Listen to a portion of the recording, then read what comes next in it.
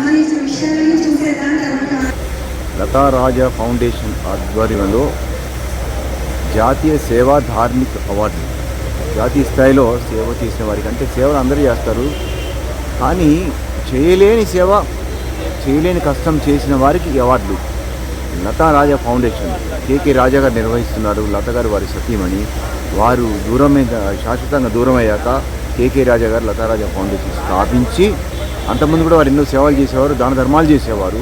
కష్టపడి పైకొచ్చి వారు వచ్చినటువంటి ఆదాయంలో చాలా వరకు పేదలకు పంచేవారు. ఇది చాలా కష్టమైనటువంటి పనులు చేసి కష్టమైన సేవలు చేసిన వారికి, అంటే ఉదాహరణకు ఖమ్మం జిల్లా విషయానికి వస్తే అన్నం శ్రీనివాసరావు ఆయన శవాలకు సేవ చేస్తారు, రోగులకు సేవ చేస్తారు, వృద్ధులకు సేవ చేస్తారు, వికలాంగులకు సేవ చేస్తారు, మనోవైకల్యంలో ఉన్న వారికి సేవ చేస్తారు, బట్టలు దొరుకుతారు, స్నానం చేపిస్తారు, అసలు అన్నం తినిపిస్తారు. ఇవి కాకుండా ఇంకా ఎన్నో అసలు చెప్తే చాలా ఉన్నాయి. ఇలాంటి వారు ఇండియాలో చాలామంది ఉన్నారు.